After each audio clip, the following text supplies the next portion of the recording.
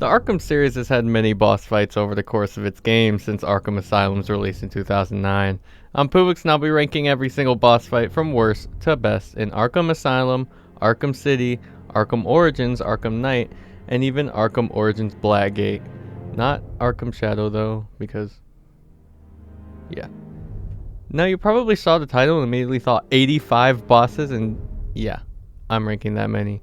Anything from a full-blown major boss fight to a side mission one to even a mini-boss, I'm ranking. What qualifies as a boss fight in the Arkham series varies from person to person, but I'm being as broad as possible to include as many as I can. Minus Shadows.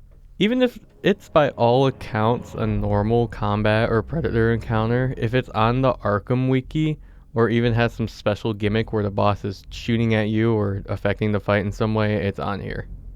If you fight the same person back to back with nothing in between, for example, Bane and TN1 Bane, or Penguin, then Penguin and Grundy, then just Penguin again, they'll be considered one fight and not split up. So fights like the Scarecrow sections in Arkham Asylum will be individually split and ranked. The only one on the Arkham wiki I'm leaving out is the Militia Jeep, because that's just not a boss, it's just an enemy type. It'd be like if I put in every fight where they just introduce a new kind of enemy, like a stun stick or armored enemy in a 1v1. Oh, and the Scarecrow Nightmare DLC, because I don't have Night on PlayStation, and it's exclusive to that. But other than that, I'll honestly be surprised if anyone finds any that I miss. Like, seriously, I was this close to adding Ricky, Loose Lips, LeBlanc, and Fitzy. Like, come on, they're even in Coco Heart. That's cool, right? Right? No? Okay. I'm ranking all these bosses in tiers in specific order, with the lowest being the worst and the top being the cream of the crop. The absolute worst are in the doo-doo tier, and they have almost nothing redeemable about them. Next is the Serviceable tier. These are fights that may have big story significance or do a good job at introducing new long-term mechanics, but themselves aren't the most fun or like well-defined as bosses. The okay tier is for ones that are just okay, maybe a little fun on the first playthrough, but kind of a drag later on, and or it's not interesting enough on their own to go higher. This is the at least it's fun tier. These fights are barely bosses, having little variation from regular combat or predator encounters, but here's the thing about combat and stealth in these games in general. They're fun. So while they might not be incredibly unique or interesting variations of combat or predator or good boss fights, at least they're still fun because these games are fun. Above the fun tier is the solid tier. These boss fights are just average. They definitely qualify as bosses or at least mini bosses, and are certainly fun but nothing too special.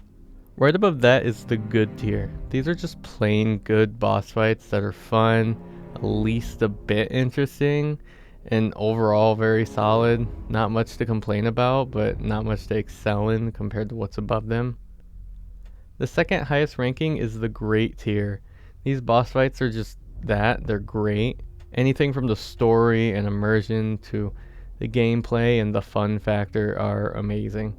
Very little to complain about with these fights that aren't nitpicks or just wanting more on top of what already works. The Jonkler tier is for the absolute best of the best fights in the series. Only a select few will be up here with little to no criticisms at all, being nearly perfect from all aspects as a boss fight. Perfection. Just like him. Before we start, I just want to say that I've not seen a single Arkham boss fight ranking that's the same as someone else's, so just know that all this is my own opinion from my own experiences replaying the games. Obvious spoiler warnings for all 5 of these games.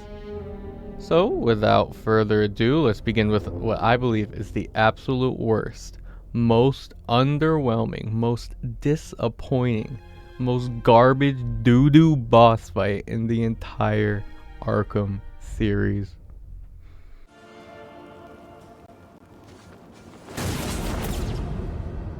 You made me miss my target, Batman! I never miss. Number 85, Deadshot, Arkham City. What is this? No, seriously. What is this? The only way you could die is if you're purposely trying to.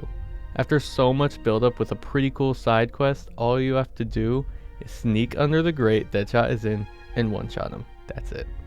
Later down the line, we'll be getting to Deadshot's boss fights in both Origins and Blackgate, and they just make this one look so much worse than it already is. Every other boss fight in this list at least has something more than this, but this is literally nothing. Deadshot can one-shot you if he sees you, yes, but you basically have to go out of your way to get into his line of sight. With all that said, I believe Deadshot's boss fight is the worst in the entire Arkham series, and such a disappointment. Stay where you are, Batman. Listen to me carefully.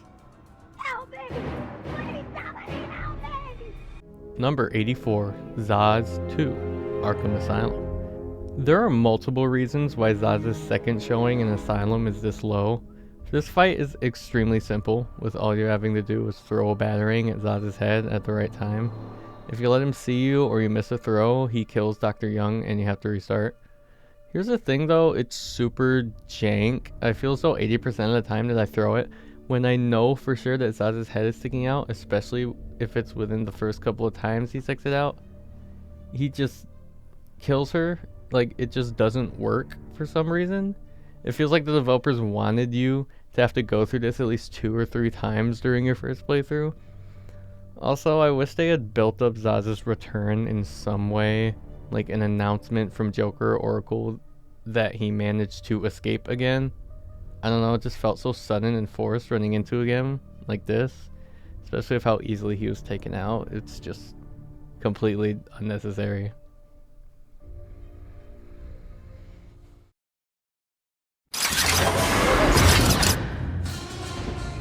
What took you so long?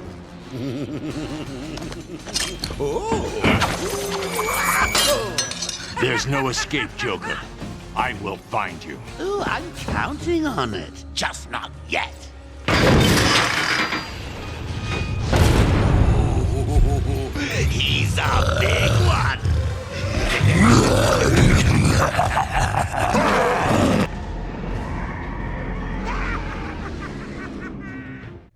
Number 83, Prototype Titan, Arkham Asylum.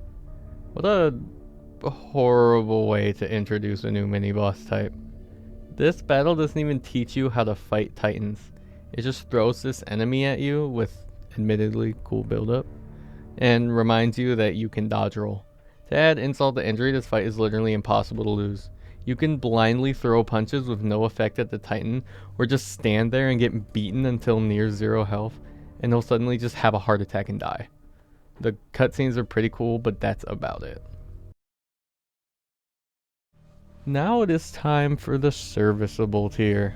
From here on out, I wouldn't consider any of these encounters fully bad, as there's at least something redeemable about them, whether it be the story, scale, or even them being slightly fun or entertaining on a first playthrough.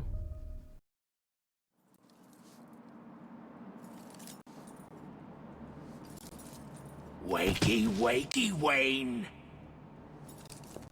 Oh, what's up? Do you need me to call you butler? Cobblepot. Oh, you remember me. I'm touched. Your family destroyed mine, Wayne.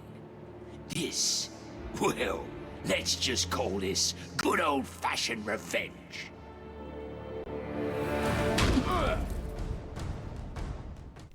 Penguin, Arkham City. This is pretty fun for the first time to play, as it's a great introduction to Batman's story and city, and breaking the Penguin's wrist as well as socking him later is super satisfying. Aside from that though, the combat as cuffed Bruce Wayne is pretty boring, with the animations being really repetitive and not having a single combo takedown, especially after already playing as Catwoman, who did have at least one takedown, limits the fun factor. The animation of Bruce breaking out of the cuffs mid-fight is cool though, and the fact that knocking out Penguin at the end is completely optional is a cool detail. Though, come on, how could you resist? Look at him.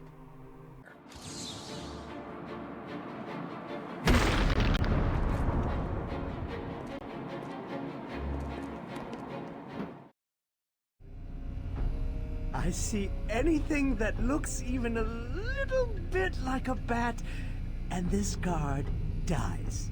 Do you hear me? Number 81, Zaz 1, Arkham Asylum. This segment has cool buildup and is a perfect way to introduce the gargoyle mechanic. There's not much to it, just use the gargoyles to sneak attack Zaz in some way, whether it's a glide kick into a ground takedown or dropping behind him and doing a silent takedown. Nothing too special, and it takes like 15 seconds, but it's a great introduction to a great mechanic.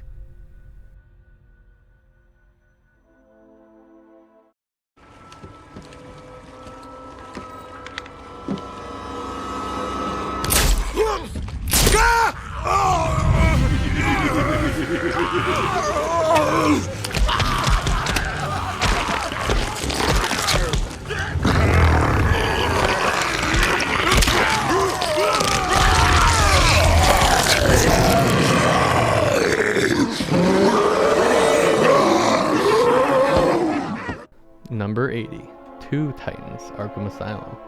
I'm not as big of a fan of this fight as most people. I actually find it pretty boring and not very fun, especially after the first playthrough.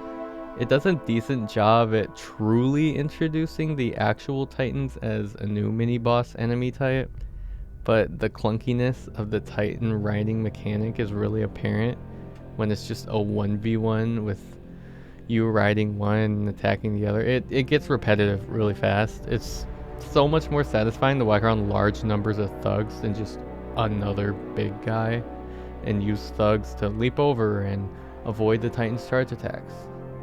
Overall, it's not that bad. At least it introduces a new mechanic pretty well.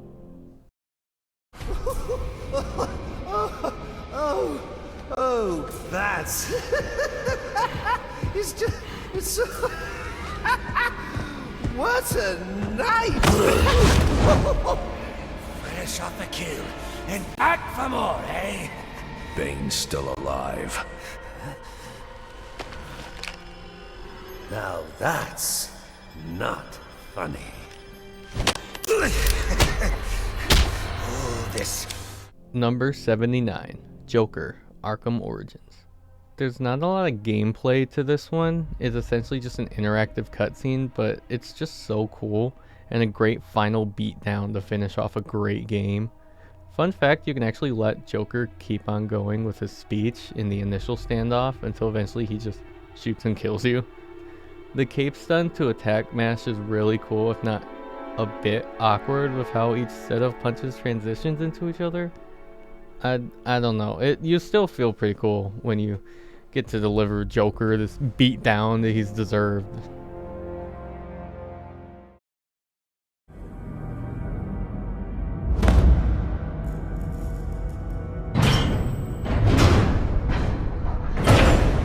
You're afraid of being ashes. You're afraid of being forgotten. And you will be forgotten, Joker. Because of me.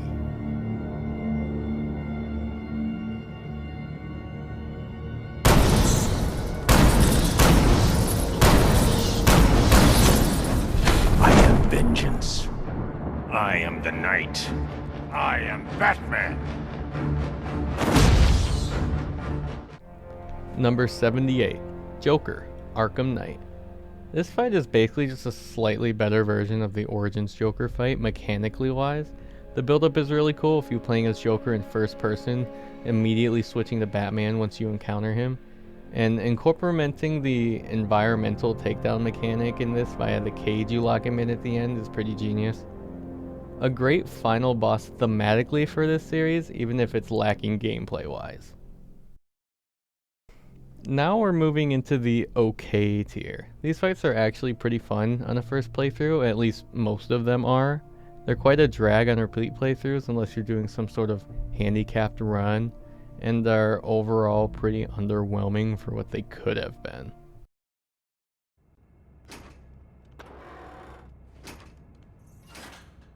Mr. J is so going to beat Fat Brain, he doesn't stand a chance. Number 77, Harley Quinn 1, Arkham Asylum. This one barely counts, but I included it because you do get to take down Harley in the end, and it has a unique mechanic because of her, and even a unique cutscene with Gordon when you fail. Essentially, the goal here is to silently take down all the thugs in the room without anyone at any point noticing your presence. I remember completing this section of the game on my first try when I first played the game, but for some reason I struggled hard to beat it when getting the footage for this. I was definitely overthinking it this time looking back. It's got a unique mechanic. It's alright. Do you know when every guy who's fought with me and walked away has a... I got them next time. Number 76, Deathstroke, Arkham Knight. This fight for sure takes the cake for the most disappointing one in the entire series. I didn't start doing most of the militia side missions until after I had already beaten Arkham Knight and Scarecrow, so the build up for Batman and Deathstroke's rematch since their first fight in Origins was insane. I was excited to see what kind of combat encounter they had in store to follow the excellent Origins one, but when I got the last militia checkpoint and the objective told me to meet up with Slade, I was so hyped. And then it was just a slightly worse Cloudburst tank fight. Yeah, that's it. Just destroy all the tanks around Deathstroke's and then destroy his. And unlike the Cloudburst fight, where there's the hit and run tactics, you can just go straight for Deathstroke and take him out immediately since he just does normal attacks and doesn't one-shot you. Combine this with the fact that you can control the drones surrounding him, and this fight is a joke. When you do destroy his tank, he comes up leaping out of it, and it seems like a real fight is about to happen, but no, Batman just one-shots him and it's over. Who greenlit this? Sir, I'm sending you the location of an APC.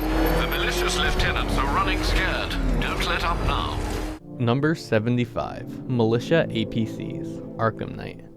Car chases are pretty fun. A dozen car chases with zero variation between them besides the very specific area they take in. Not very fun.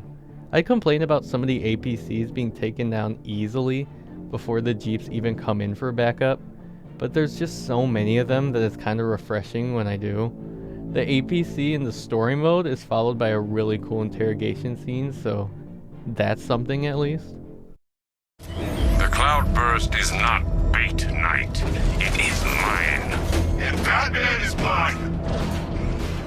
Number 74, Cloudburst Tank, Arkham Knight. Think the Deathstroke fight I just discussed, but slightly better. Taking out the Cloudburst tank is extremely difficult without taking out the drone surrounding it first, so you actually have an incentive to do that before taking on the main tank itself, unlike the Deathstroke fight. This does, however, cause the whole segment to be very drawn out and repetitive, and when you die, you have to restart the whole thing over. But when you take out all the drones, the fight against the tank itself is actually pretty fun. It essentially comes down to hit and run tactics with the tank chasing you actually being pretty stressful and difficult to get away. Better than the Deathstroke tank fight, but way too long and not something I look forward to on repeat playthroughs. You playing fire, Batman? It's over, Firefly. Never. Gotham burns. Then you burn with it. Number 73, Firefly, Arkham Knight. Firefly is another villain who had quite the downgrade of a boss fight since their one in Origins. Think the APC fights, but better, I guess? Chase around Firefly in the streets of Gotham while he taunts you and shoots fire all over is pretty fun, but similar to the APCs, you just redo it for it to feel special. Also, the timing in which you have to eject from the Batmobile and latch onto him is pretty clear the first time you do it. It's not bad, but again, it's definitely a downgrade. My vengeance will combine the fury of Achilles with the patience of Prospero. You'll be looking over your shoulder so hard, that empty head of yours will unscrew and fall right off. You Keep it down, Nigma. Don't make me take away your chest, there. Sorry, Officer Cash. My, but your hook was particularly shiny today. Number 72, Riddler's Hideout, Arkham Knight. This fight is the final boss to the Catwoman's Revenge DLC, and it's interesting to say the least. So it starts off with a pretty neat mechanic of having Riddler bots come at you while the ground is slowly becoming more and more electrified and lasers are making their way around the battlefield. However, this fight was definitely not made with Catwoman in mind. I don't know if they just didn't have anyone playtest this, but her takedowns and animations move her around a ton, flipping over and around enemies, launching, flopping her all over the place. It's just frustrating. This leads her to falling into electric floors and running into lasers a lot. Eventually there will be only 4 non-electrified tiles by the end, and attacking or using takedowns becomes impossible. In the footage I'm showing by Batman Arkham videos, they somehow managed to beat all the robots before all the tiles became fully electrified, because they're godly at the game and I'm bad. But in my playthrough, I essentially had to stand in the middle and only use counters and pray Selena didn't decide to launch herself into the lightning. It's a pretty cool concept for a fight and pretty fun up until the tiles all become electrified. But Catwoman's animations really drag it down. Riddler's commentary during the fight is hilarious though.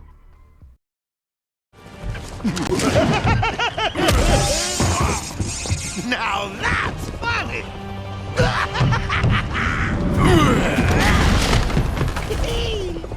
Hysterical! But you still spoil my fun, and for that, I'll paint Arkham with your blood. Let's get ready to tango! Number 71, Titan Joker, Arkham Asylum. Now we move on to what is quite possibly the most disappointing final boss of the Arkham series, Titan Joker. The cutscenes leading into and out of this fight are really cool, and it serves as a climactic ending, but gameplay wise, it's so lackluster. Run away from the Joker, fight a few goons, grapple him. That's literally it. It's only a local news station Joker. Why do you care so much that it's seeing you thrice? The thug beatdowns include some walking explosives with way too large of a blast radius that they hamper the fight more than they enhance it. They're just more of an annoyance than anything. Again, it's climactic, and the ending punch with Batman, the explosive jail, is really cool, but the boss is so lackluster. I cannot describe with mere words the joy I feel as I make that mark into my flesh. Number 70, Zaz, Arkham City. I really like this boss fight. It's essentially just a little obstacle course through a room with the water rising and sinking, having to navigate your way to Zaz without him noticing you. The thing though, it's actually pretty hard to get him to notice you, making losing it not really an option unless you really want to lose it. Doing something obvious like throwing a batarang at the window will make him kill the hostages, but you can straight up sprint right past him without him noticing you.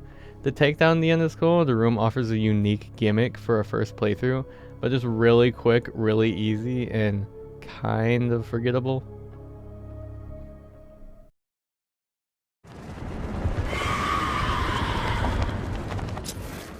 Number 69, Man-Bat, Arkham Knight.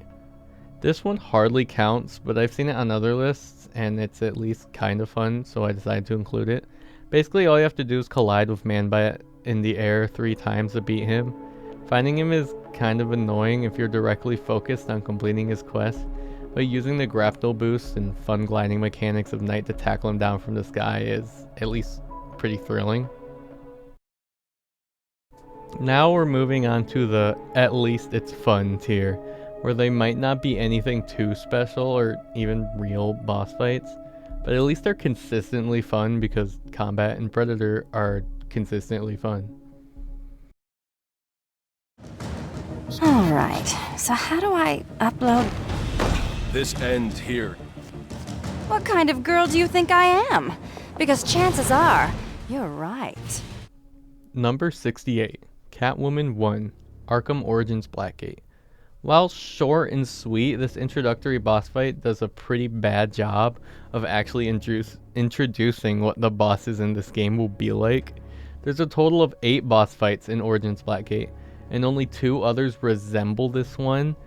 It's extremely simple, just counter and cape stun attack, then triple counter and cape stun attack again. That's it. The comic book style cutscenes surrounding the fights in this game are neat, and the fact that this is Batman and Catwoman's first meeting elevates this fight beyond what the gameplay alone has. Enough, Penguin. I'm not your puppet. Tiger, you became my toy when you declined to join the ranks of my soldiers. Now, it's play or die. I'm sorry, Batman, but I'm sure you do the same in my position. I wouldn't be in your position, Turner. It was an accident. Enough, Gavin! To the dead!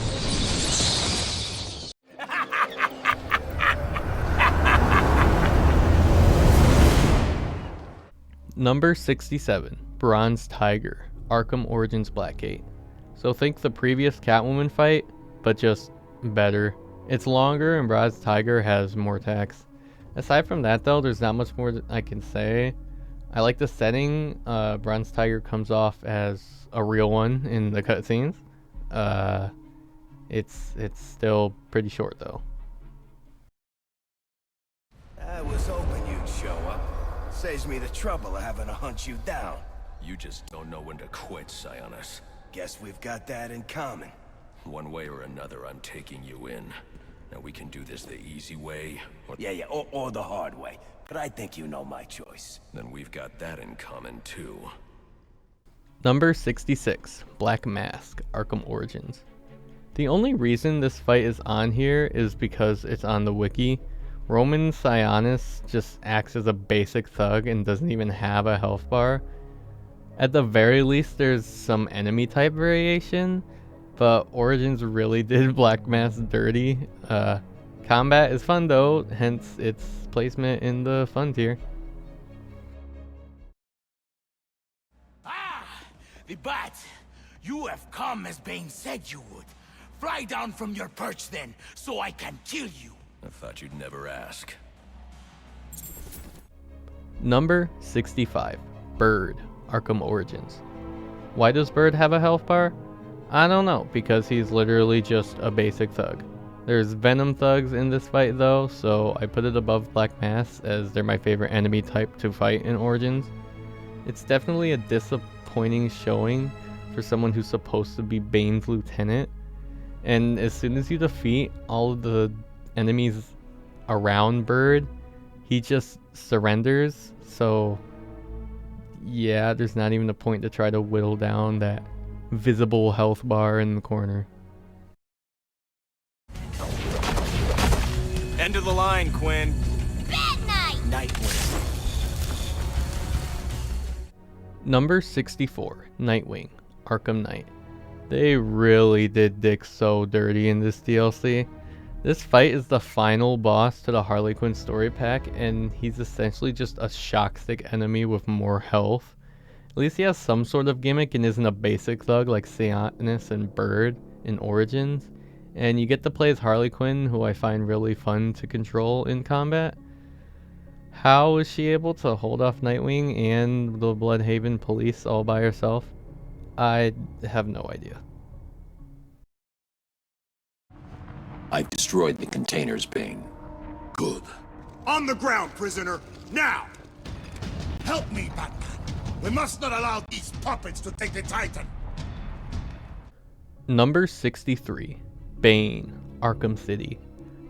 You're probably thinking to yourself right now that Batman beats Bane in a cutscene, and yeah, he does, but Bane can still easily hurt you in the fight beforehand, so I'm including it. Sue me.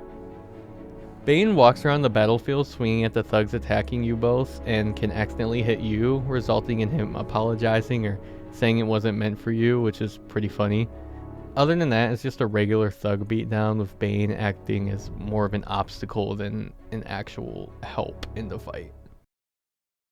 If that were true, I wouldn't believe you. Gordon, clear the line of fire! Hold your fire. If he moves, take him down. You've got nowhere to run. Move, Gordon! I'm taking him down!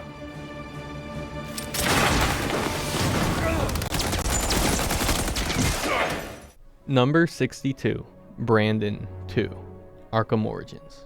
The Arkham Wiki includes Brandon as a mini-boss, but there are 2 times that you can actively fight Brandon, so I didn't know which one they were referring to, so I just have them both on this list. This is the second time after you knock out Gordon and Brandon chases you upstairs with a couple of SWAT team members. It's essentially a regular thug beatdown against 3 armed enemies, with the middle one being Brandon. Normally this would guarantee you getting shot with you starting a ways away from them and all 3 of them having guns. But in the cutscene beforehand, Batman throws a smoke bomb, so the fight starts off in deteriorating smoke, which lets you plan your moves a bit. I like that small change, and the fact that you get to punch Brandon in the face is why I have it this high. The coin had other ideas. All of you, out! Tails you lose, Batman. And these guys will make sure. Bring us his corpse! Number 61, Two-Face, Arkham Knight. What separates Two-Face from a regular enemy with a gun? Nothing. But it's a pretty fun Predator section with a nice large variety of enemy types, resulting in a decently difficult Predator section. I wish they would have at least given him more health or some sort of special mechanic, but it is what it is. Not much more to say about this fight, so let's just move on. Today we present each of you with an exciting new opportunity. 2 opportunities. To join with us, to create a new force in Arkham, and take this place for ourselves. Number 60, Two-Face 1, Arkham City. Regular thug beatdown, but with Two-Face shooting at you. At least it's something, right? It's the first real fight you have in this game as Batman, and it's a nice one. Two-Face shooting at you every so often does a good job of keeping you on your toes, and the fact that he actually straight up shoots you at the end was a bit of a jump scare. The other Two-Face boss fight in this game is much more fleshed out though. Oh, for the love of...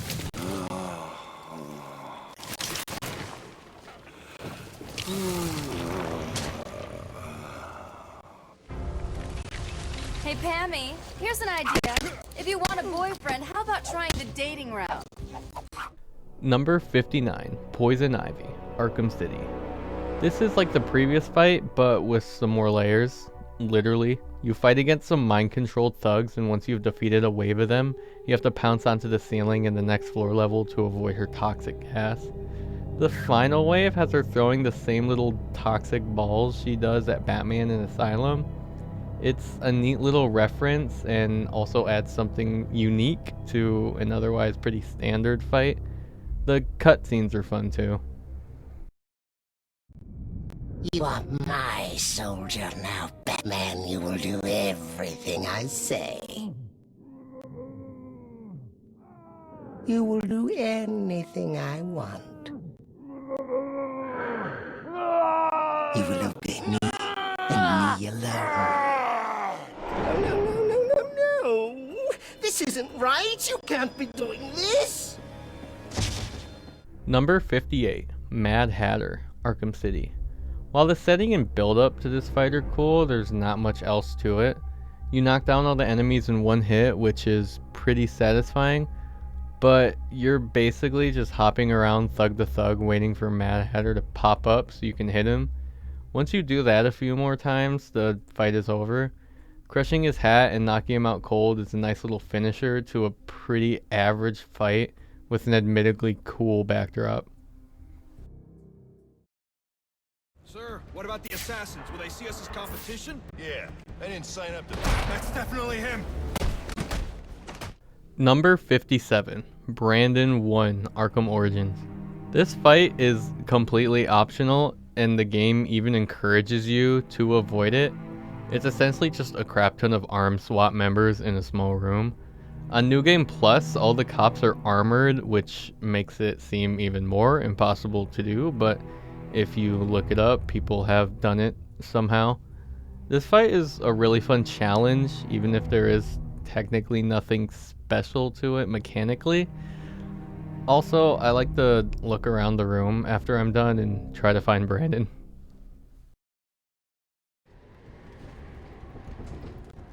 Why did you come? Don't you have a city to save? You killed a man. Yes, a lesson that seems lost on you. And many more will die if you do not learn it. Then you'll stand trial for all of them. I admire your passion, though your cause is flawed. Now, let us fight. Number 56, Lady Shiva 1, Arkham Origins. This is a super underwhelming fight in terms of who you're supposed to be facing, but it's still fun nonetheless. The fight starts off with you up against Shiva acting as a more aggressive martial artist enemy with a health bar and some ninjas. But once you defeat them, Shiva pulls out a sword and becomes a ninja enemy herself, with some martial artists spawning in. The fight is pretty basic, but at least Shiva doesn't automatically end the fight as soon as you beat her henchman, and you actually have to whittle down her health bar. She's immune to blade dodge takedowns, but if you have your shot gloves, then the fight is basically over. It's definitely underwhelming for someone who seemed like she'd be one of the more deadly assassins coming after you, but it's a fun, if not short, battle. Now we're moving into the solid tier. This is where we start getting into the actual boss fights per se, or at least the really enjoyable ones.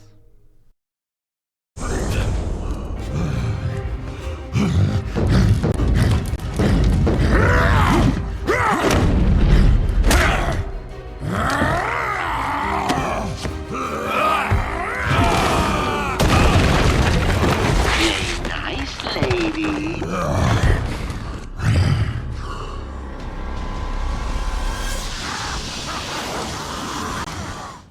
Number 55, Bane, Arkham Asylum. This fight is technically not a Titan fight because it's Bane, but it basically is.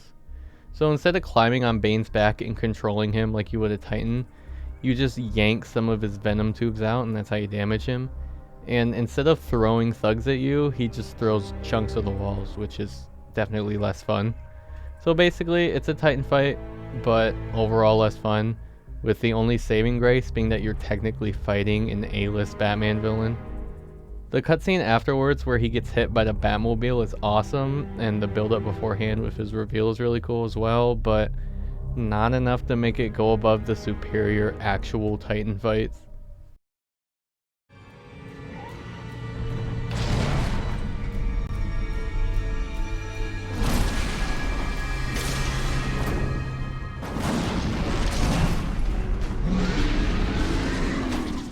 Number 54, Sewer Titan, Arkham Asylum.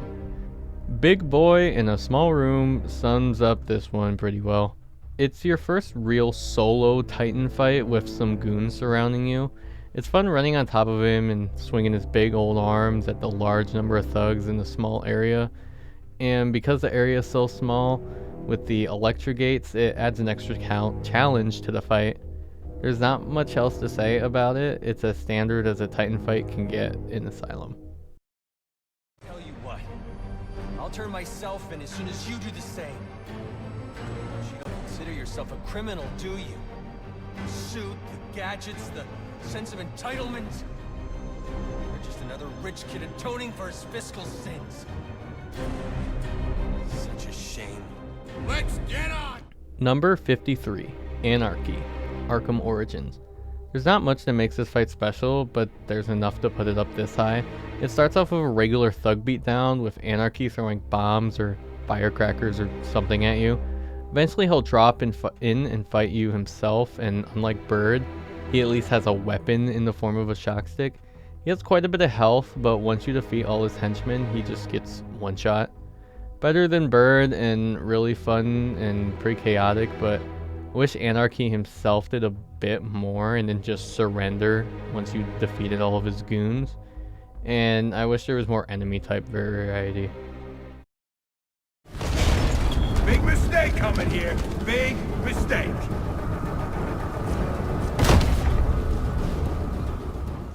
Number 52, Black Mask, Arkham Knight. Black Mask has a gun and he's beefy, and that's about it. The fight is in the Red Hood story pack, and Black Mask has this unique attack where he'll shoot at you with his pistol.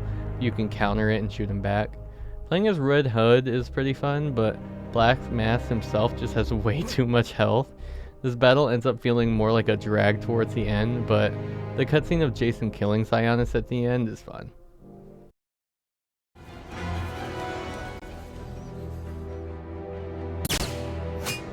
You're forcing me to bring out the big guns.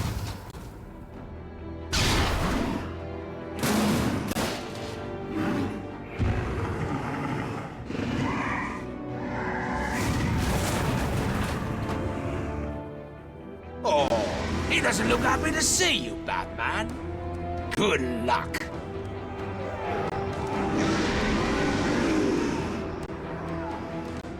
Number 51, Penguin Titan, Arkham City. Titans are indeed still a problem in Gotham post Arkham Asylum. Penguin's Titan introduces Arkham City's new mechanic to defeat them. Instead of stunning them with a batarang throw when they charge, now you have to do a triple cape stun attack. This allows you to easily continue your combo counter without suddenly stopping to aim and throw a projectile at some big guy. This change to the way you fight them also makes their charge attack more of a fun obstacle, as now you can't use it to your advantage. The big open area with tons of thugs makes swinging its big arms around while on its back really fun. Overall, very solid.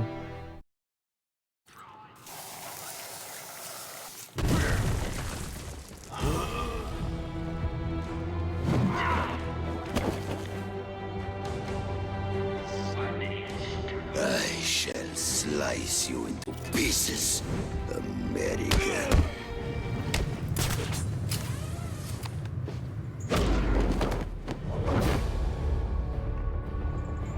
Surprise, B-Man! Meet Mr. Hammer. He's gonna teach you some manners. Number 50, Mr. Sickle, and number 49, Mr. Hammer, Arkham City. These fights are super fun and short and sweet. Basically the perfect mini bosses. Both of their entrances are really cool, so they just swat away Batman like he's nothing. Not to mention that they both have great designs. Mr. Hammer's encounter is pretty soon after you unlock the Wreck Gun, and the game encourages you to use it on him, which causes him to spin around and hit any enemy around him. Beating them is similar to how you beat Enforcers in Origins, where you essentially just beat the crap out of them a bunch of times until they go down and they don't flinch. Hammer and Sickle have a few attacks, like a sweep attack, a smash attack, a lunge attack, that are all fun to try and avoid. But the reason why I put Mr. Hammer over Mr. Sickle is because it's the first time you face them, so the fight is more impactful, and it's the first time their mechanics are introduced.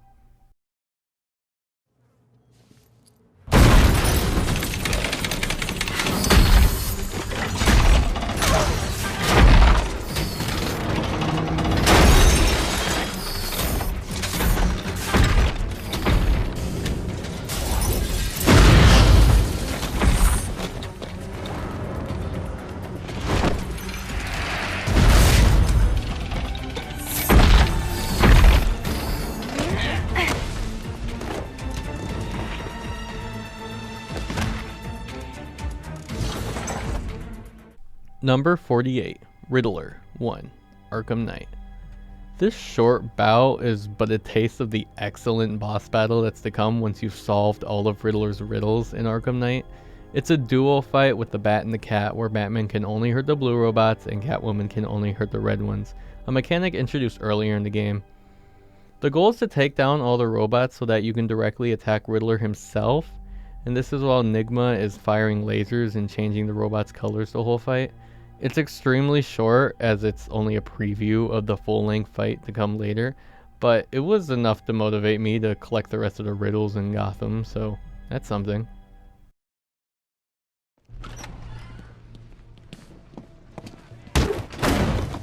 is it! The fight of the century! You ready to get schooled, Bats? What do you want to start? How about getting your asses kicked 101? Nothing to say? Strong silent type, huh? Well, let's see if I can change that. I'm gonna make you both beg for mercy and cry out in pain. Number 47, Albert King, Arkham Knight. This boss was like a breath of fresh air when I first encountered it, as it was the first in Knight to feel like a true traditional combat boss. Albert can only be damaged by dual team takedowns that consist of beating on him and countering, so you have to build up your dual team takedown meter by fighting the thugs around him with a Robin. I really like the wide open area as Albert is constantly chasing after you across the map with his uncounterable attacks. He'll also go around and wake up knocked out enemies to continue fighting, so you can continue to build up your dual takedown meter. His attacks are pretty lame though, animation wise, at least, as he just spams a sort of 1-2 punch the whole time. I get that he's a boxer, but still. The gameplay is very fun though, nonetheless. Let's show him what animals can do!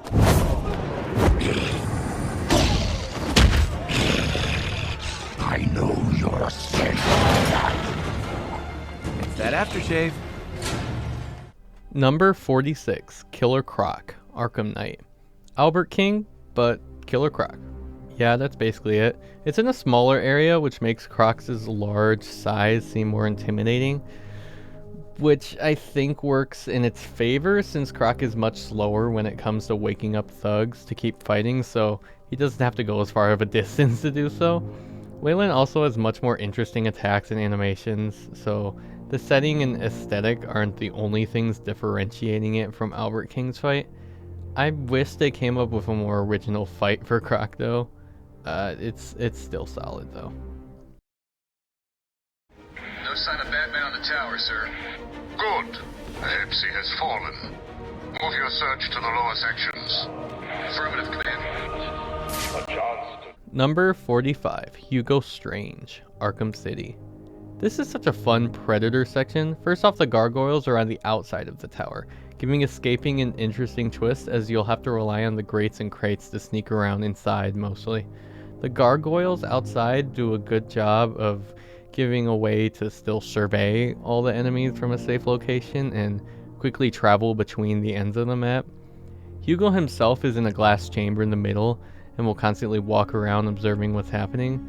It's good to try to avoid his line of sight, as when he sees you, he'll alert all the other guards to your location.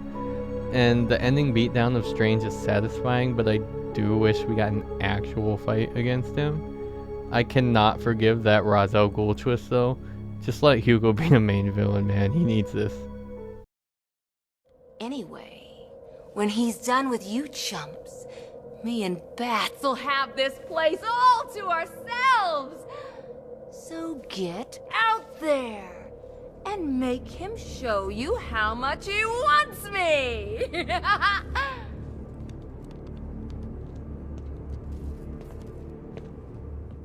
Number 44, Christina Bell, Arkham Knight.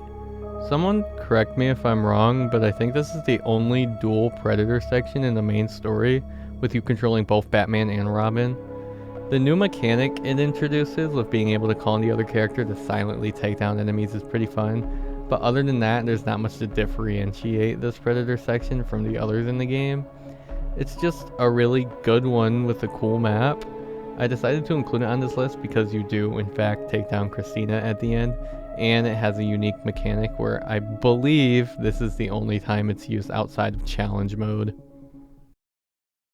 Now we're starting to get to the good stuff, literally the good tier. Every fight in here is a blast that I almost always look forward to. Almost. I was a fool. I thought the plants were in pain. Now I realize they were evolving, growing stronger.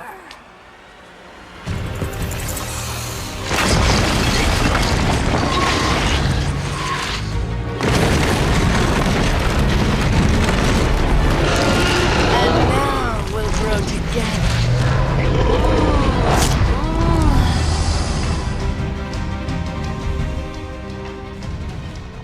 Number 43, Poison Ivy, Arkham Asylum. This fight is really cool in the first playthrough, but the simplicity of it shows a lot in subsequent playthroughs. That doesn't mean it's bad or boring though. Poison Ivy essentially has two attacks: raise a bunch of vines from the ground that you have to avoid before they come up, and shooting little toxic balls or whatever they are at you. All the while, mind-controlled thugs are appearing and trying to fight you. It's fun throwing the thugs into vines so they can get caught in them instead of you, and the scale of the battle is cool as well. It's definitely too long though. You could cut like a third of her health bar and it would be significantly improved. She'll dare. She'll come straight back here for her pretty little things, and when she does, I want you guys to blow that bitch apart! Number 42, Two-Face 2, Arkham City. Predator section, but one enemy has a giant health bar and a rocket launcher. Oh, and you play as Catwoman. This is technically the final boss fight to the main story, which is funny to think about, and it's pretty good. Two-Face acts as a regular enemy, but again with a lot of HP and a big gun. So silent takedowns and such work on him, taking away quite a bit of his health, but not all of it. The map has ceilings you can cling onto for ceiling takedowns, and a ton of exhibits with buttons that make noise to draw enemies to them so you can set up situations easier. Escaping is really hard once you get caught because of Catwoman's lack of a grapple gun, but I do like the extra challenge as it makes you think more carefully about your every move. The fight has one major flaw though, and that's once you isolate Two-Face, you can just beat on him with normal attacks until he goes down pretty fast. Enemies can even fire some rounds on you before you take him down, and you'll be fine. Once he is down, the fight is over. Two-Face also constantly calls in more goons when you take out some, making this fight seem like the approach the game wants you to take. I like playing as Catwoman though, and Two-Face is a great character, so sue me.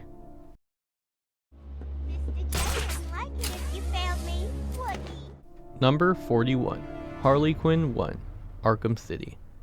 This fight is from the Harley Quinn's Revenge DLC in Arkham City, and it's the first of 3 bosses you face in it. It's basically the Two-Face fight, but aside from the improved map, you play as Robin, and the fight doesn't automatically end when the boss character is defeated. And thugs will sometimes take hostages too inside the building, which actually I found to be more helpful for better or worse than anything, since they're separated from everyone else and alone. I enjoy playing as Robin more than I do as Catwoman, at least in Predator, due to his different tools and his glide, and the fact that he has a grapple gun. This DLC does a great job of making Tim feel like a confident and capable fighter in his own, and the next fight in this DLC just doubles down that feeling.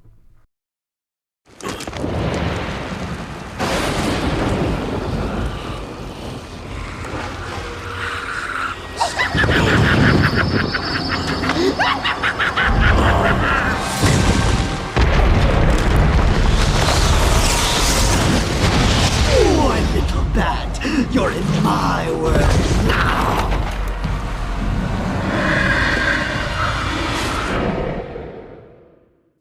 Number 40, Scarecrow 1, Arkham Asylum.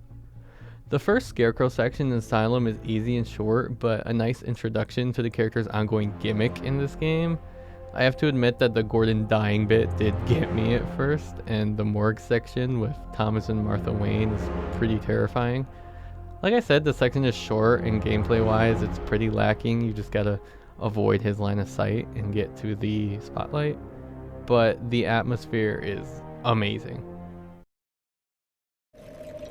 Through the rhyming words we tumble, where villains toil and psyches crumble.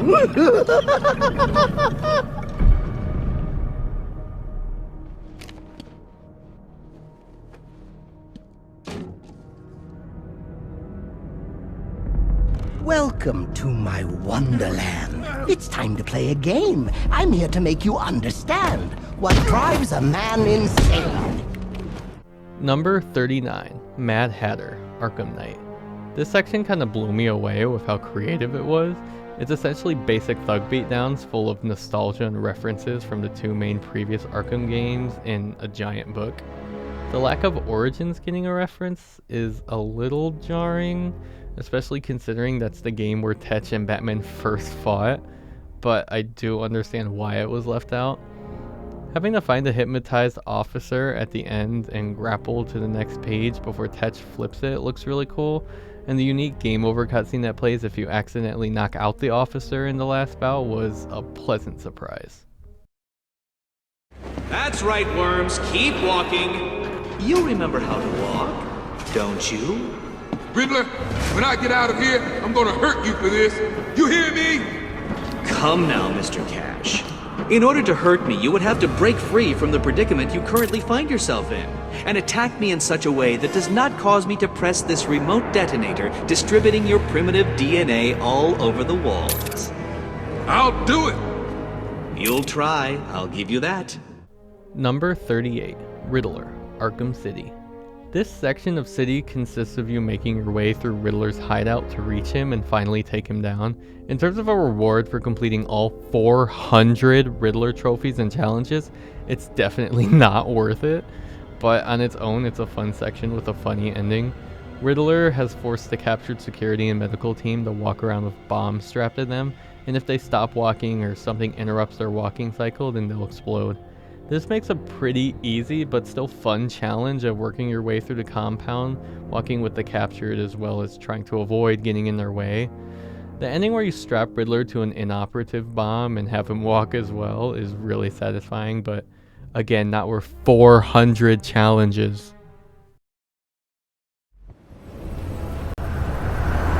This ends here. I hope you've had your shots. We cats are delicate. Number 37, Catwoman 2, Arkham Origins Blackgate. Believe it or not, Catwoman is the big bad and final boss of Origins Blackgate. The fight starts off extremely similarly to Bronze Tigers, with it nearly being a one-to-one copy, but once you beat her, here's where things get more interesting. Catwoman throws some poisonous pocket sand or something and blinds Batman, resulting in a change in atmosphere where you have to time your counters in really tight time slots. I don't think I've died more to a single boss fight in the Arkham series more than this one, and I don't know if it was some delay with my mouse or I just suck at QTAs, but it was tough. Once I switched to keyboard controls, I managed to beat it on my second try though. The final section where all the phantom attacks from Catwoman fake you out is pretty stressful, but so much fun to actually pull off countering. There's not much to this fight, but Catwoman being the final boss was a cool twist, and the difficulty, at least for me, bumps this fight up.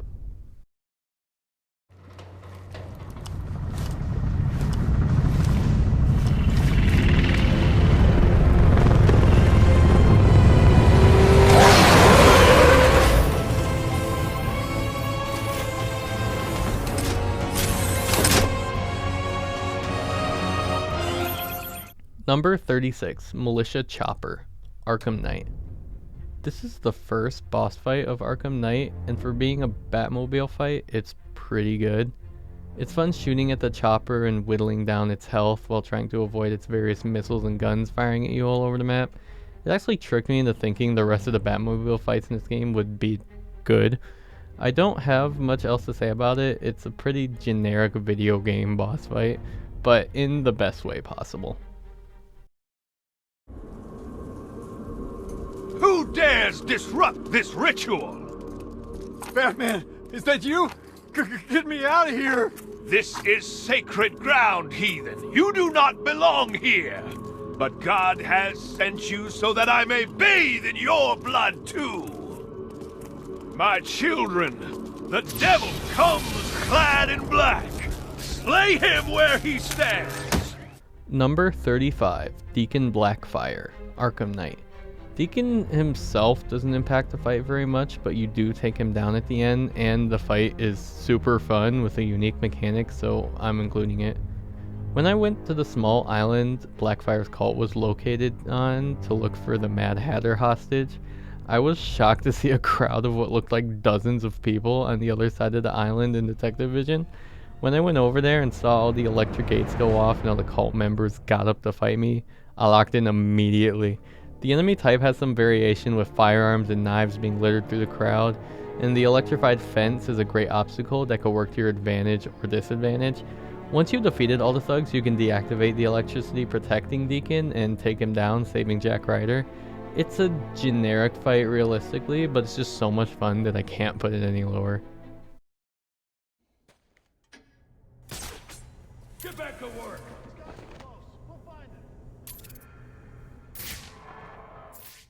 Number 34, Deadshot, Arkham Origins. Talk about an improvement when it comes to Deadshot since City.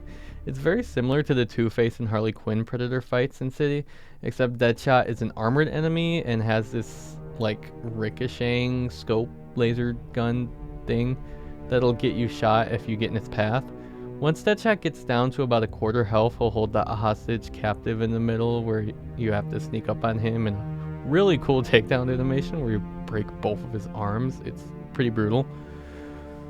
Originally, I had this boss higher up, but upon replaying it, I realized how little his ricochet bullet mechanic actually affects the fight, making it not as good as I thought it was. So though it's a pretty fun Predator section, at least he has some sort of unique mechanics, like only being vulnerable to knockdown smashes and not silent takedowns. And it's definitely a more unique and better mechanic than big gun that fires rockets sometimes. Here he comes, Mr. J! Excellent. I'll leave it to you then, my dear. Get him!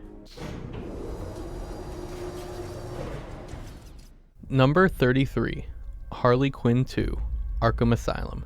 This fight takes place in a large room with electric tiles covering the entire floor. Harley throughout will summon a bunch of thugs to fight you while alternating between which parts of the room are being electrified. It's a really fun challenge, and nothing is more satisfying than trying to leave or throw enemies into the electrified panels before you escape them. Unfortunately, you don't actually get to fight Harley in the end, and instead Batman just beats her in a cutscene really easily. Don't be shy. There's room up here on stage for two. No, really, I insist. As you can see, the crowd is so excited it may just explode! Nobody serenades you but me, Bat. Take it away, boys. Take me on home. To the asylum. Number 32, Johnny Charisma, Arkham Knight. This one is pretty short, easy, it's simple, so why is it this high? Singing Jonkler. I don't have to explain myself. This is my list. Arkham City. I killed your girl. So pretty. Every one of your gangland rivals is in Blackgate. Blowing this place leaves you the last man standing, if you escape. Do I have that right, Black Mask? You hit the nail on the head, Batman. I came to this hole to close the books on my competitors, especially the Joker, and I can't let you stand in my way. There are innocent lives at stake. I'm not letting you leave them to die. Come on now. Did you think there's even a prayer of you stabilizing these generators in time? You hit the nail on the head.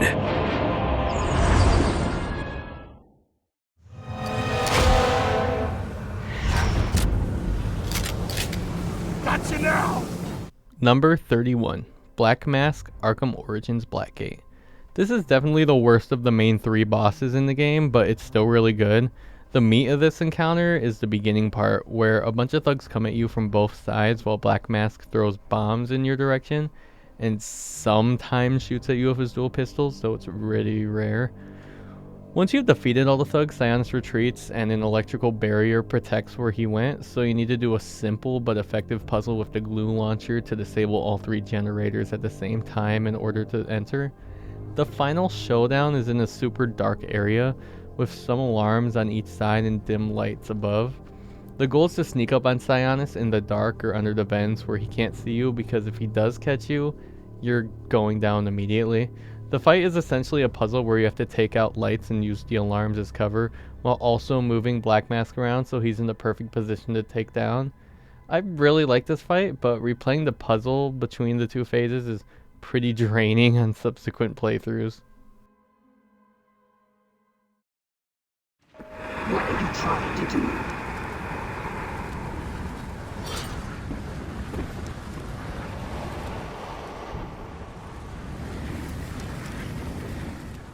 Number 30, Scarecrow 2, Arkham Asylum.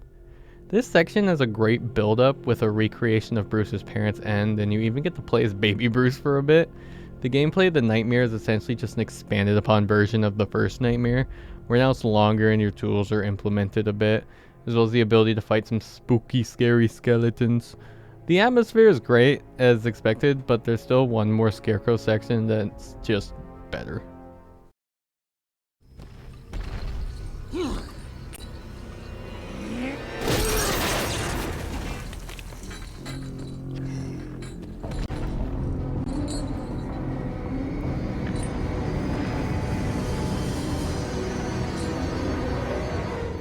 Number 29, Penguin and Solomon Grundy, Arkham City. I'm counting the beginning of this fight when you face off against Penguin with Mr. Freeze's gun. You basically just avoid his gun with the covers and then disable his weapon with the disruptor once you reach the ramp he's on. After that, you'll proceed into the Solomon Grundy fight. I know that Grundy definitely seems low on my list, and a lot of others put it in their top 10, maybe even top 5 Arkham bosses. But it's just too dang easy. Even on the first playthrough, it's so clear from the get-go what you have to do. Grundy's attacks are slow and predictable, which makes blowing up his electric charges even easier. The scale and presentation are amazing, but the easy gameplay of using the really awkward quick-fire explosive gel 6 times just doesn't do it for me. Punching Grundy is fun, and the Penguin rocket launcher ending is awesome, followed by the absolute whooping you give him, but the whole encounter just feels a bit hollow. I understand why a lot of people like it, but it's just not all that to me.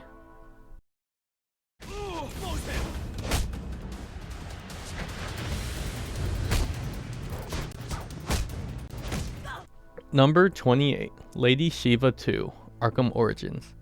This is the final boss of the Origins Initiation DLC, and I'm looking at this fight with the assumption that you're playing as Bruce Wayne and not Deathstroke or Batman, since the story pack was really made for him. This is definitely an upgrade from the previous Shiva fight, and there's not even that much that makes it stand out. It's just a really fun challenge. Lady Shiva is a martial arts enemy throughout, but with no counter indicators, making facing up against her alongside other enemies a real challenge. When she's alone though, you can really obliterate chunks of her health bar with the cape stun beatdown combos. Once you beat Shiva, the fight is over, which is completely fine because the whole fight is super long anyways, but so much fun.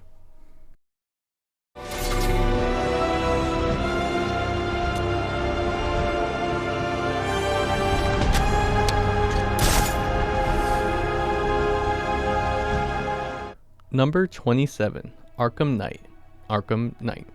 If you were to tell me that Arkham Knight's boss fight wasn't going to be a combat encounter, I wouldn't have believed you, but look at where we are now.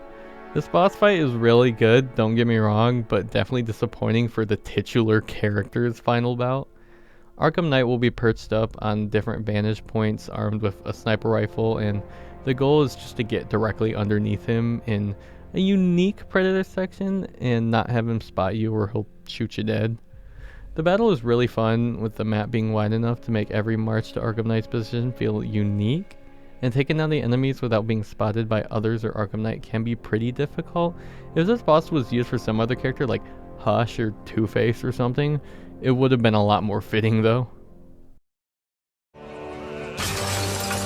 Be coming for you, Bat! Coming to make you perfect!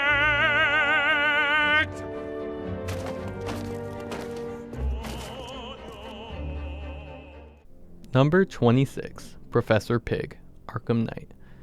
What an unexpectedly cool boss fight. Pig will hide behind his operation table and throw cleavers at you throughout the fight that you can counter or dodge to avoid taking damage from. While he's doing that, you have to knock out all his Dolatrons who are immune to pain, making them only vulnerable to takedowns. The fight is really fun, and the final attack Batman does on Pig is one of the best in the series.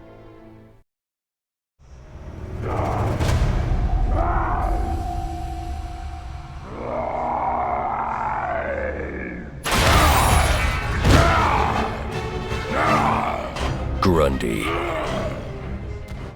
Number 25. Solomon Grundy, Arkham Origins Blackgate.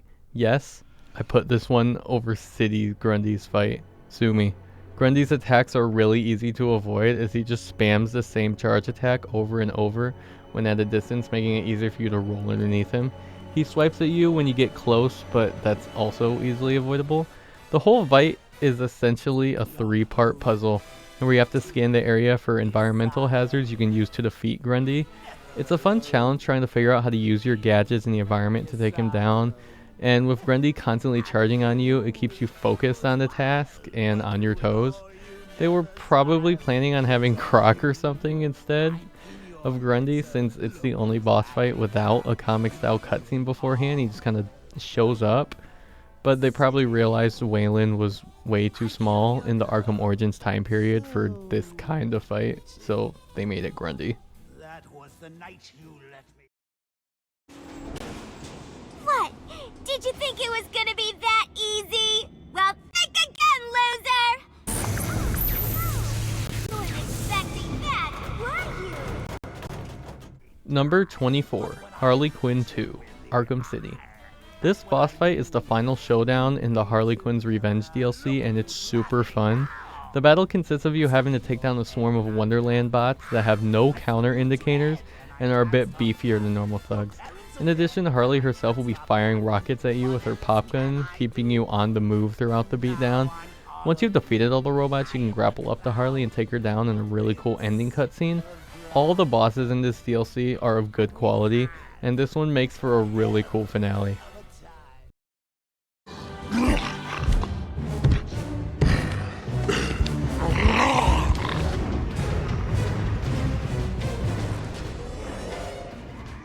Number 23. Guard Titans, Arkham Asylum. Who knew just adding another Titan and a bigger area would improve on the sewer Titan fight so much? This is definitely the most challenging traditional combat encounter in Asylum, and probably the most fun one I have playing in subsequent playthroughs. Riding on the back of the Titans has never felt better with the large amount of thugs and the other Titan to swat at. Defeating the Titans just ends the fight, but with how chaotic and fast-paced it is, it's actually a welcome addition. There's not much more to say, it's definitely a better final boss fight than the Titan Joker at least. Well, look who it is. Little Robin, come back to play. You ready for us to kick your ass, little bird boy? Don't mind. Nah, we'll have fun. Break your wings, then your scrawny little neck too. Don't be scared. We won't hurt you too bad. Number 22. Harley's Titan, Arkham City.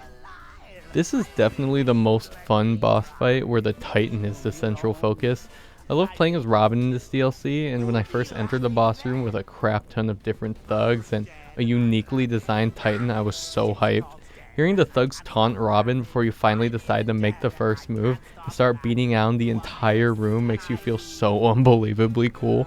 Story-wise, this fight really emphasized Robin as a capable superhero in his own right, and the gameplay, while not having any really unique mechanics other than the character swap, contains some of the absolute best of what makes Arkham combat system so good.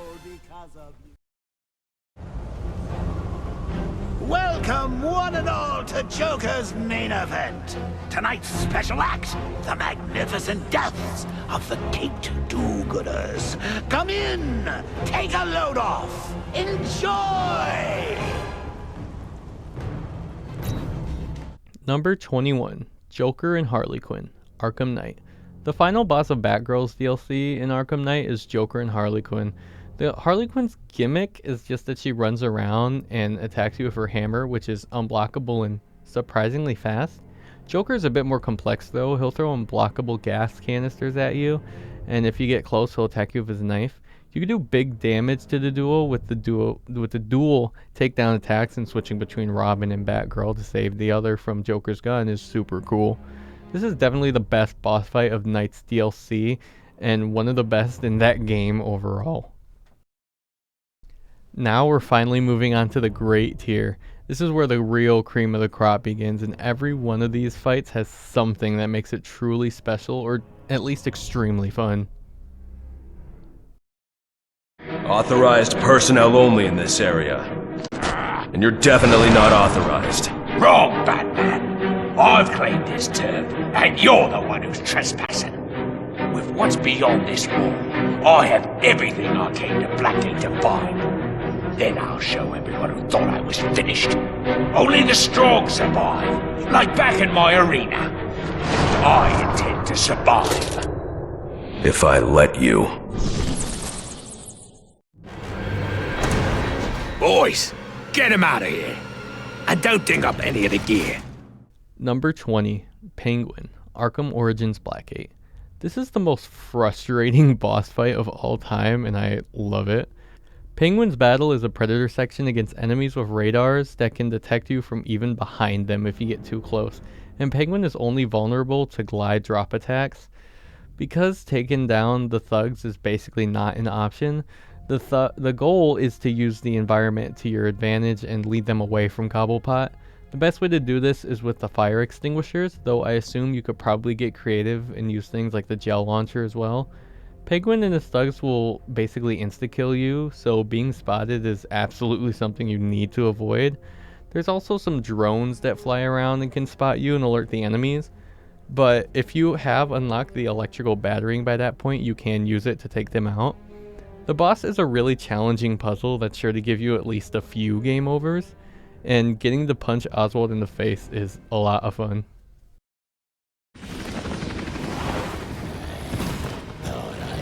Your scent. I know I caught yours.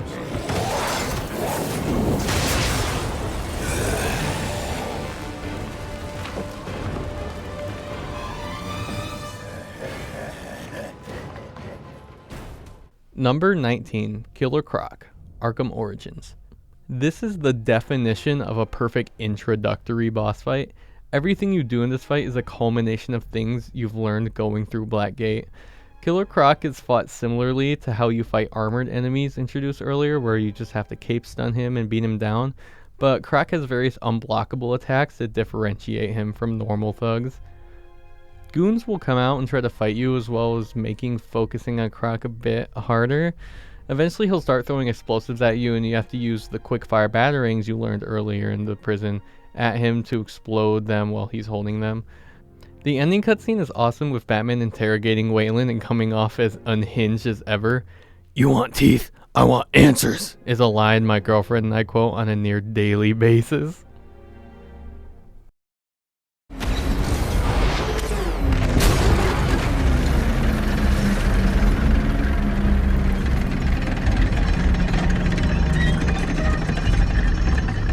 I did ask if it came in black, but then I thought, you just get all jealous.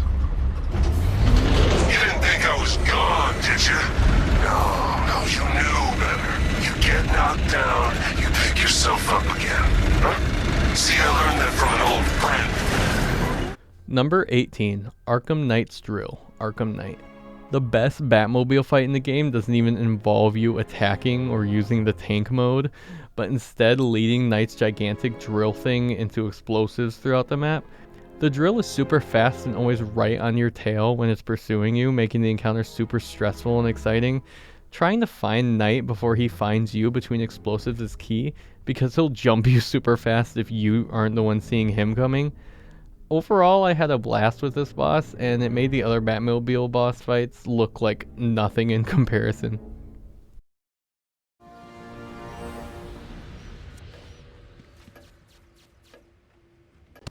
Where's the girl? Whatever do you mean? Alice. Excellent. Then you know why you're here. What are you talking about? Oh, perhaps we don't see eye to eye after all. Let me remedy that. Tick-tock, watch the clock. What did you do?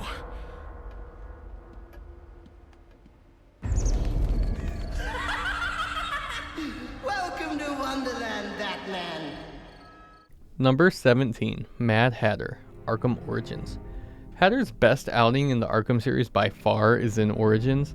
The meat of the encounter takes place in this hypnotic wonderland with an aesthetic rivaling and perhaps even surpassing that of Scarecrow's in Asylum. Chasing Tetch and Alice in this maze-like environment is super fun and unique. The various puzzles involving the electric floors or gears make sure you're staying locked into the section. The finale with the reverse battering on Tetch is just a straight up copy of the finisher on Ra's al Ghul City, but it's definitely more appropriate here. My favorite part of this boss has to be the trippy mirror room with the thugs coming out of the one-way wall.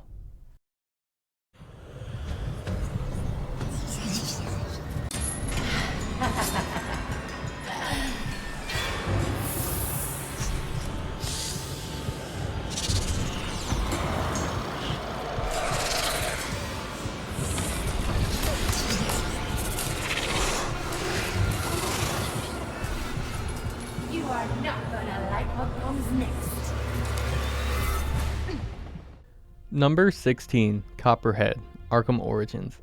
Unlike Deadshot and Shiva, the rest of the assassins hired by Black Mask got treated really well in Origins, and Copperhead is no exception. She starts off ambushing Batman and injecting him with her poison, resulting in Bruce experiencing several haunting visions while his body slowly shuts down. Copperhead's presence as she's lingering around and just stalking Bruce as he eventually makes his way to the cure is done really well, and the subsequent brawl that occurs once he does get it is awesome. The poison in Batman's system is still lingering, so he ends up fighting a bunch of fake Copperheads alongside the real one. They essentially just act like normal ninja enemies, but they have all unique animations, which is a really nice touch. Copperhead will also start doing these really hard to avoid swipe attacks as well that keep you on your toes. The boss is deceptively simple, but still loads of fun. Please, stop! I can't take any more! You win! You beat me! Hang on! Did I say me? I meant me and these guys.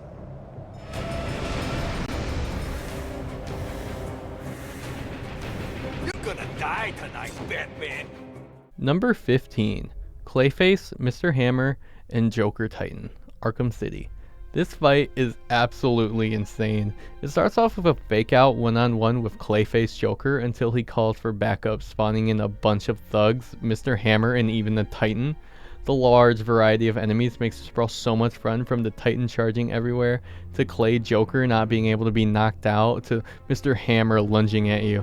I remember dying a few times purely because I wasn't paying attention to the carts that drive by every now and again and damage anyone that they hit. Swinging around Hammer and the other enemies on the back of the Titan is super cool, and using the retgun to have Mr. Hammer attack the Titan and other thugs when near him is awesome as well.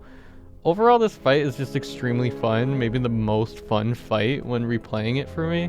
Arkham's combat is phenomenal, and this fight just encapsulates everything great about it.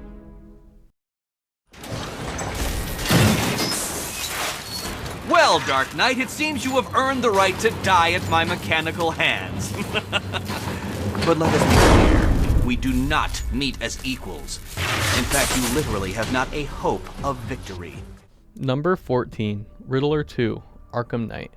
Riddler's final boss fight in Arkham Knight is, I believe, the best one in the game. Take everything I said about the first Riddler boss fight in Knight and crank it up to 100. Switching between the Bat and the Cat is super fun, and Riddler again firing his lasers and changing the bot's colors keep it interesting. Getting to finally punch this loser in the face over and over is so incredibly satisfying, and the cutscene afterwards is beautiful. This is definitely the best reward when it comes to the Riddler side quests in this series.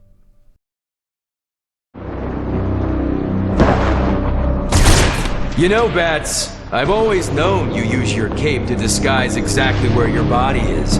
but I think this is the first time I've actually seen how it works. Huh. Nice. What angle are you working here? Which of the 3 kingpins hired you? All of them. Not that they know that. Triple pay for a single job. I told each one I'd be their man, protecting them from cops or whatever else tried to storm the prison. And bad news for you, Bats. You definitely qualify as whatever else.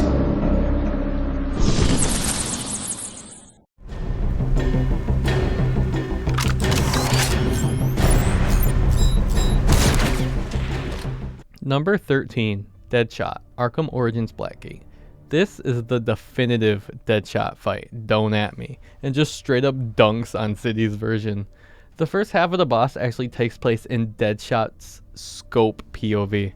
The goal is to get from one side of the map to the other so you can get to him and take him down. It's extremely cool and very unique, having to duck behind cover to avoid being shot and look out for gas canisters that blow up if getting shot as well. Also, Floyd will shoot down a spotlight that's obstructing his vision, foreshadowing for later. Once you get inside the nearby building, you have to defeat a few thugs before facing off against Floyd himself. After making your way past a couple of windows that Deadshot is using as his wrist-mounted machine guns on, you can grapple up and face him. Another spotlight obscures his vision, so he shoots it down, hinting on what you have to do. His guns will take you down real quickly, and if you try to lawn launcher over to him while he's reloading, he'll shoot you before you can get to him. What you have to do instead is hit the spotlight with a batarang and then line launcher at him when he's distracted for longer. This fight is absolutely genius, and it proves that a stealth boss fight against Deadshot can actually work and be amazing. Really underrated part of Blackgate.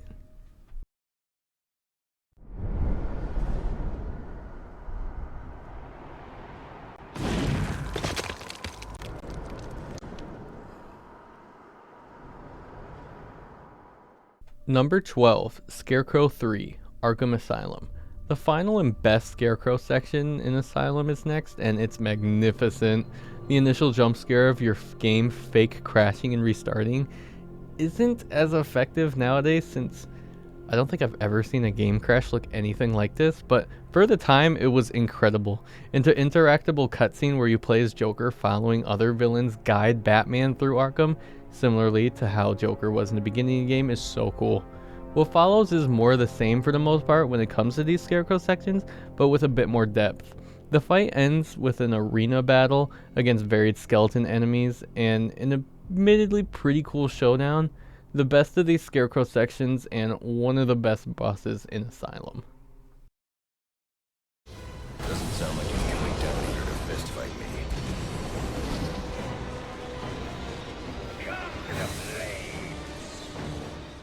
Number 11, Firefly, Arkham Origins. Who would have guessed that Firefly, of all characters, would get such a large-scale section in this game? The boss fight is pretty similar to Poison Ivy in Arkham Asylum, but better in practically every way. The main way of doing damage to Garfield is through throwing batarangs at him, with glue grenades stunning him for a while if you manage to land one on him. Firefly will attack you with his flamethrower in the first phase, and once you get his health down enough, you'll be able to grapple onto him and pull him towards you for big damage. After that, you'll have to chase him through the bridge with him shooting fire at you, and in the final phase, he'll have a bigger variety of deadly attacks, resulting in a really cool chase sequence. This fight blew me away on my first playthrough and still stands as a highlight of the whole game for me on subsequent ones.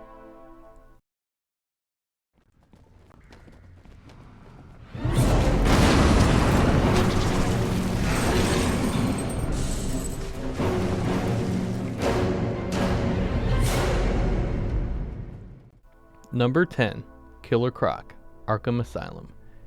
Kicking off the top 10, we have Killer Croc's sewer section from Asylum. People often refer to this fight as one of, if not the scariest section in the whole game, and I can definitely see why. Killer Croc comes off as an absolute menace, stalking you throughout the sewers with your only saving grace being the fact that he still has his shock collar on to throw batarangs at and knock him back into the water. The goal is to collect all the spores scattered around the map and exit the facility, all while moving around carefully so that Croc doesn't pull you out from under the water with him. You can use the line launcher to get through this section quicker, but it's risky as you could ram just right into Croc if he pops up in front of you. The section ends with an explosive gel ambush that you have to time and detonate yourself, which really ups the KO. Really unique gameplay, and I think the best boss in the game.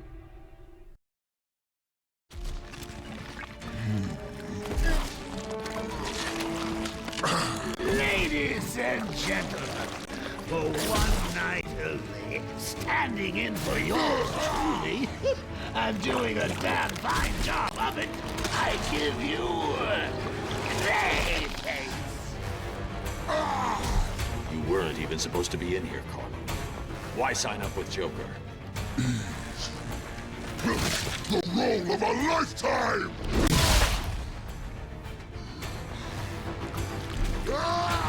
One last chance. Oh, lighten up, Bats. The final act's just starting.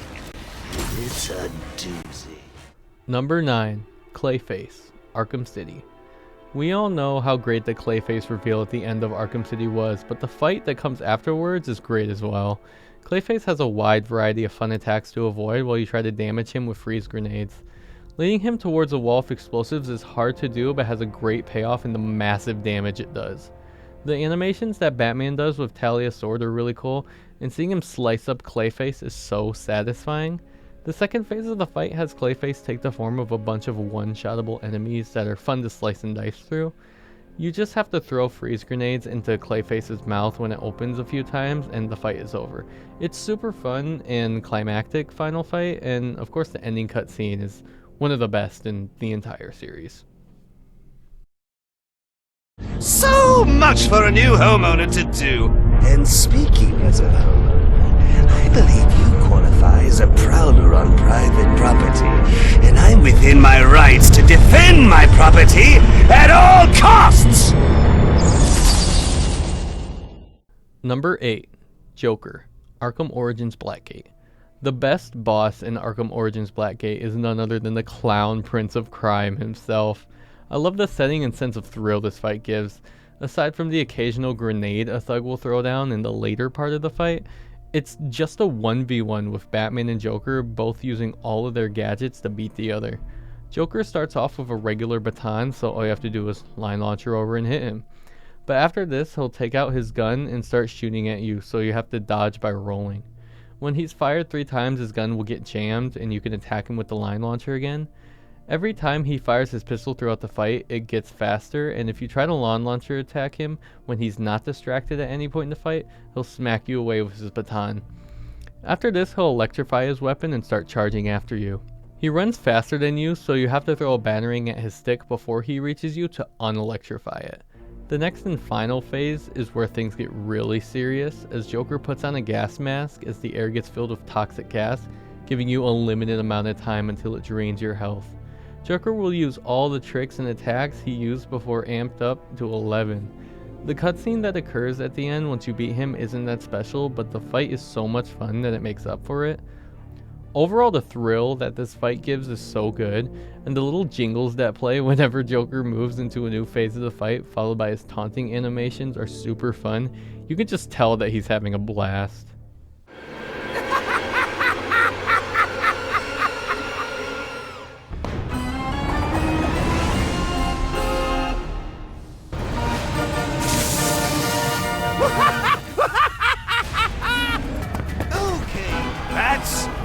Let's get ready to rumble!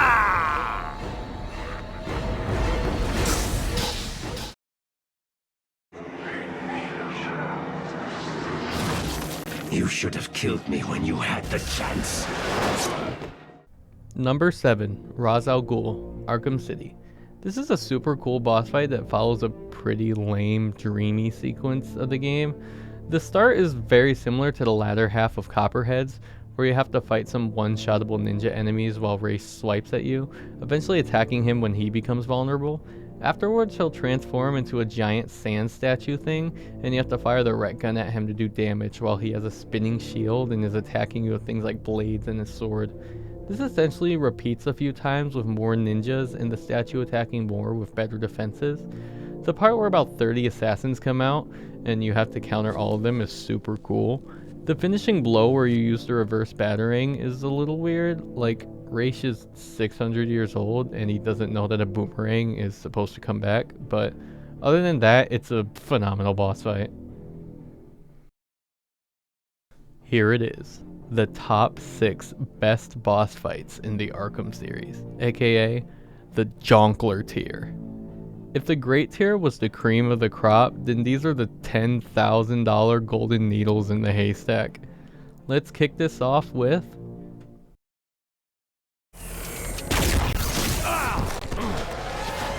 You don't want to do this, Freeze. Oh, I believe I do. You will bring me Nora, or you will die.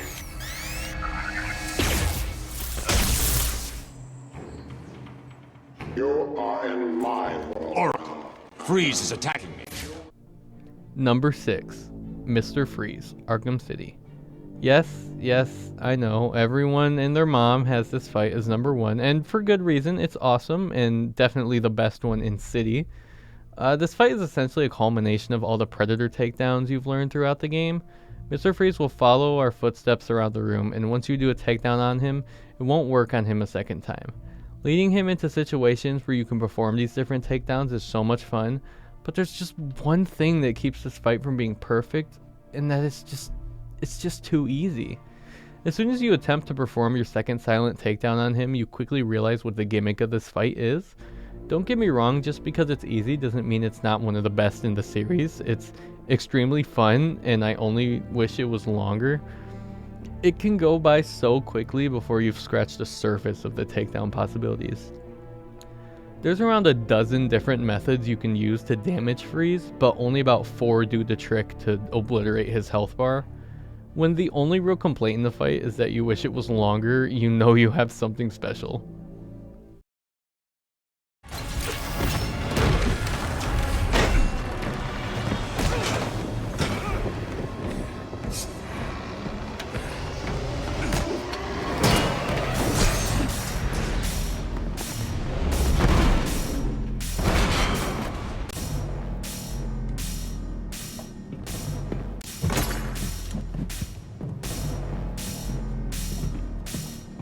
It appears the game is over before it even begins. I'm not playing games, Slade.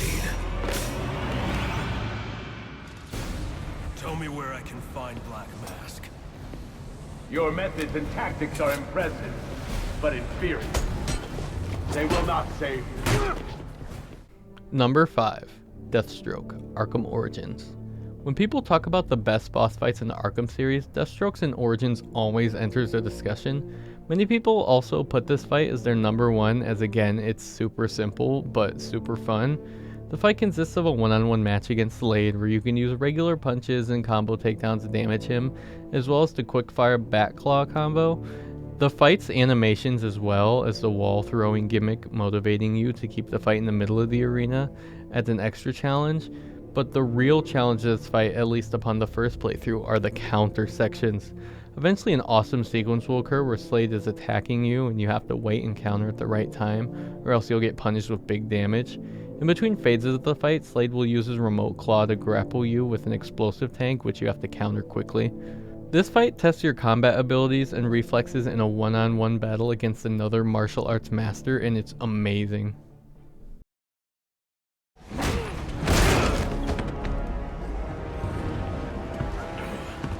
I've long waited for this moment. With your death, I will find peace.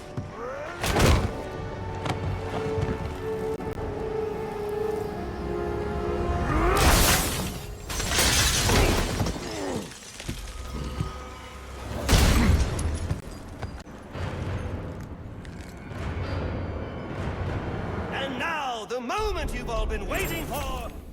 Number 4, Bane 1, Arkham Origins. Bane's depictions in Origin is phenomenal. He comes off just as intelligent and strategic as he is physically intimidating. The introductory cutscene of Bane just ripping Batman from the ceiling to fight him is so cool, and shows how much of a threat this man is. The fight starts off simple, with Bane really just being a basic thug you can beat down, but with an unblockable charge attack. But once he brings out the venom, things really begin to go down. Now all of his attacks are unblockable, and the only way to damage him is with a triple cape stun followed by a beatdown to remove his venom effect so you can damage him again like before. After this, he'll throw you out the window and you now have to deal with him turning his venom on over and over while his mercenaries are coming after you. Bane's charge attack can be really deadly if you don't know how to handle it by either running away or flipping over enemies, and your newly acquired shot gloves are absolutely key here. Activating them allows you a free venom deactivation, but building up the gloves can be hard with the chaos around. The cutscene that follows with the police coming to the rescue only for Bird of all people to come in and pick up Bane from the fight is great, and overall the whole scene is an amazing ending to the hotel sequence. But you will. You will fight me with all your resolve, or you will die. Someone is going to die. You, me, or the clown. The question of which one of us it is in your hands.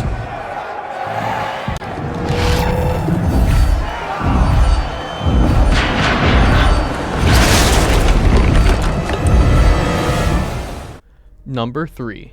Bane 2, Arkham Origins. The second Bane fight is even better than the first. It starts off just like the latter half of the first one, but with more thug variation and the setting being better, and Bane having permanent venom.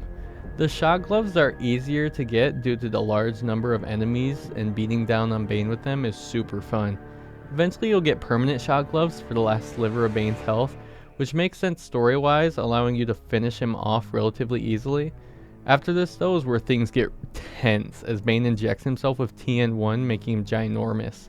The latter half consists of a stealth fight, because Bane is too dangerous to fight fairly, having to use silent takedowns in the environment to your advantage.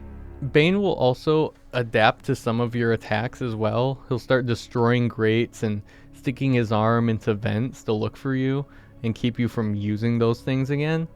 This part will make your heart pound as the music that plays in the background really amps up the tension, and Alfred constantly reminding you that you're running out of time, as in 10 minutes from the start of the fight he'll be immune to damage, is haunting. This section is both terrifying and a blast. It's for sure the best true final boss in the Arkham series. We made it easy. Now get in here and find the Batman.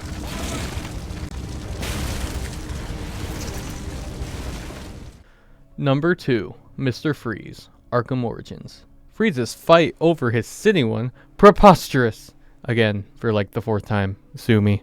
This fight is super drawn out, and I mean that in the best way possible. Of all the bosses in the series, it is almost guaranteed to take you the longest. It starts off with a Predator section where the goal is to overheat all of the reactors. You have to do this when Mr. Freeze is facing the opposite side of the room and far enough from the armed thugs around the room so they don't come and interrupt you either.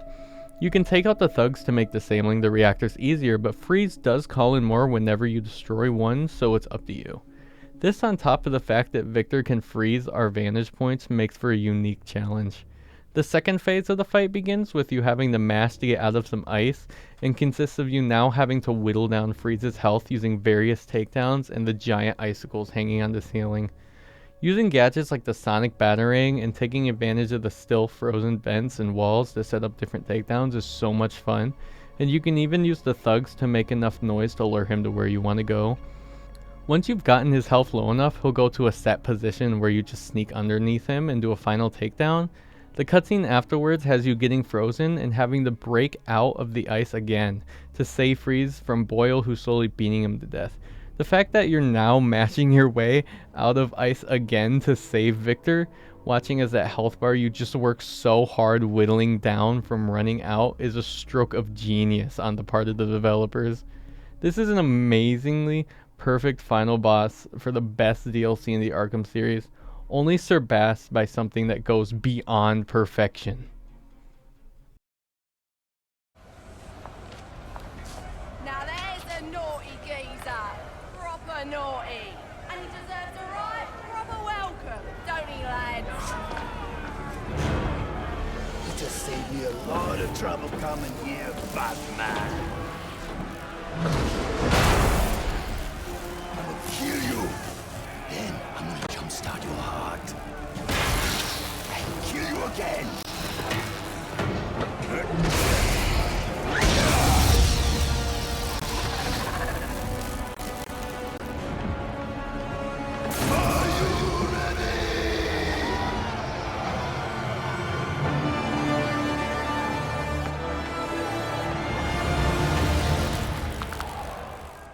Number 1, The Electrocutioner, Arkham Origins. Definitely the most difficult and climactic fight in not just the Arkham series, but gaming period. The Batclaw doesn't work on him, spamming a million batarangs at him, and he doesn't flinch. Even literal explosions can't do anything against this absolute beast of a man. Smoke doesn't obscure his X-ray vision, and remote batarangs straight to the head bounce off of his force field of pure masculinity. Luckily the game glitched and I beat him in one hit.